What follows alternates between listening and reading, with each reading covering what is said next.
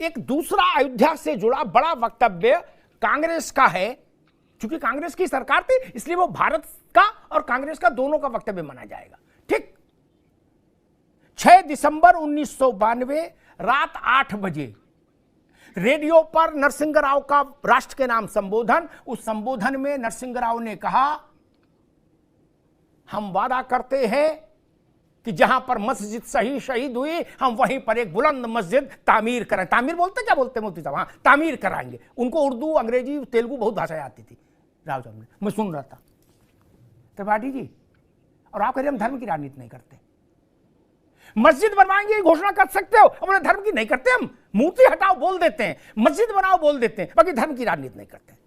बोले पेड़ा खा लेते हैं, लड्डू खा लेते हैं, बाकी मिठाई से परहेज करते हैं। त्रिपाठी जी, वो बेरोजगारी का मसला था नहीं अमिताभ जी, कानून व्यवस्था का मुद्दा था उस समय पूरे देश में। तो क्यों नहीं बनाई? फिर क्यों नहीं बनाई भैया? 10 साल सरकार बाद में भी आई। ये तो न्यायालय के अधीन चला गया मामला, न्यायालय के निर्णय का सम्मान किया जा रहा है भाई। न्याय मैं इतनी हल्की बात कहूंगा क्या आपको भरोसा है? जब नरसिंह राव ने ये कहा कि मैं मस्जिद बनाऊंगा वहां, कोई नहीं रोक सकता था उनको। कौन भाई के लाल रोक सकता था? अमिताभ जी, कानून का उल्लंघन करने की किसी की कोई इच्छा नहीं। अरे तो राव ने बोला था भाई, या तो राव आपसे कम समझदार थे? नहीं, राव हमसे कम समझदार नहीं थे। आप हो सकता है राव साहब से ज्यादा समझदार हो अमिताभ जी, लेकिन मैं ये कह रहा हूं कि उस समय कानून व्यवस्था को देखते हुए प्रधानमंत्री की जो भूमिका होती है, वहां एक बड़ा महत्वपूर्ण मुद्दा कानून व्यवस्था का था। वहां पे महत्वपूर्ण मुद्दा धर्म का नहीं था। ये जो स्टेटमेंट दिया गया कि हाँ इस पे विचार किया जाएगा, काम होगा, और उसके बाद न्यायालय में मामला चला गया। न्यायालय के निर्णय के आधार पर जो हो रहा है वो सबको स्वीकार है, इसीलिए तो इतने दिन न्यायालय ये तर्क राव साहब, ठीक भैया, ये मेरे मित्र त्रिपाठी जी ने जो कहा वो योग्य है। और योग्य व्यक्ति कई बार चतुराई से गेंद घुमा देता है। मैं उसको गेंद को वहीं ले आऊं जहां आना चाहिए उसको। ये तथ्यात्मक रूप से उन्होंने थोड़ा सा ट्विस्ट कर दिया। राव जब बोल रहे थे तो उन्होंने कहा विचार करेंगे, देखेंगे, प्रस्ताव लेके आना मौलाना से। उन्होंने शब्द मुझे याद है, मेरी स्मृति परमात्मा की दया से ठीक है, वो धीरे धीरे बोलते थे, मुझे उनका उच्चारण का अंदाज भी याद है अब तक। उसका लबोलवाब ये था कि जिस जगह मस्जिद शहीद, उन्होंने शहीद शब्द इस्तेमाल किया, शहीद हुई है वहीं भव्य बुलंद मस्जिद तामीर कराएंगी सरकार। क्या देखेगी, विचार करेगी? नहीं मुफ्ती साहब, तामीर कराएगी। कौन रोक सकता था? हुकूमत हिंदुस्तान को रावत साहब करवा देते, 4-6 ट्रक पत्थर मिट्टी डलवा काम शुरू तो कराते। बिल्कुल। और वो वर्शिप एक्ट लाई नहीं लाते तो फिर सभी जगह आजादी थी। अगर उन्होंने झूठ कहा तो ये और पाप है। नहीं, किसी बच्चे को सो कह दिया कि तुमको ट्रांजिस्टर दिलाएंगे और बाद में दिलाओ नहीं, ये तो और गलत है। रावत साहब जी, अमिताभ जी, केपी अपना त्रिपाठी साहब जो कह रहे हैं वो खुद अपने जाल में फंसते जा रहे हैं। एक्चुअल में उनके पास इसकी तर्क और काट नहीं है। जो कह रहे हैं कि हम राजनीति करते हैं, शुद्ध धर्म की राजनीति नहीं करते।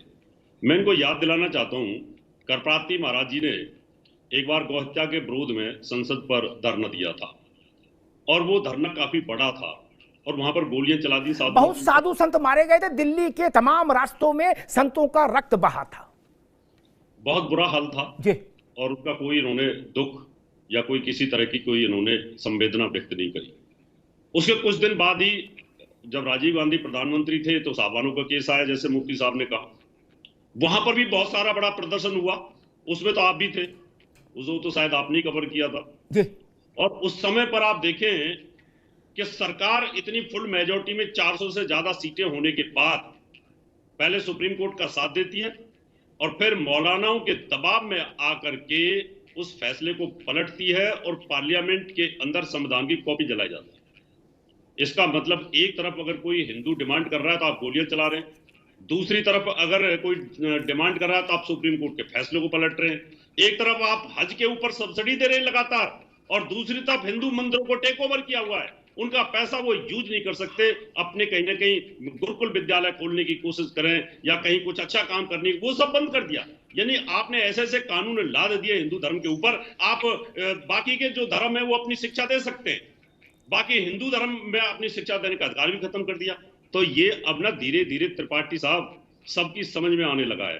अब बच्चा इस बात को समझने लगा है कि आपने तुष्टीकरण की नीति हिंदू नहीं और शिक्षा नहीं दी जाती है। क्या इस देश में हिंदू धर्म की शिक्षा और हिंदू धर्म के विद्यालय नहीं है? ठीक त्रिपाठी जी, ठीक, रुक जाइए एक मिनट रुक जाइए। वो दूसरी बात कह रहे हैं, वो ये कह रहे हैं एच एस रावत, मैं उसको क्लियर कर दूं जो मैं समझ पाया वो क्या कहना चाह रहे हैं। सरदार जैन बौद्ध मुस्लिम स्कूल खोले, वो दूसरे कानून से कवर्ड हो जाएगा, उसको खुल के खेलने की आजादी है, उस पर कोई डीआईएस का डंडा नहीं चलेगा। एचएस रावत खोलेंगे वो सरकार के नियमों के अधीन आ जाएगा। इतनी सी बात हो रही, ये नहीं हो रहा कि उपनिषद पढ़ाने के, हम अपने घर में बच्चों को संस्कृत पढ़ाए, कौन रोक लेगा? ये कोई तर्क नहीं भाई।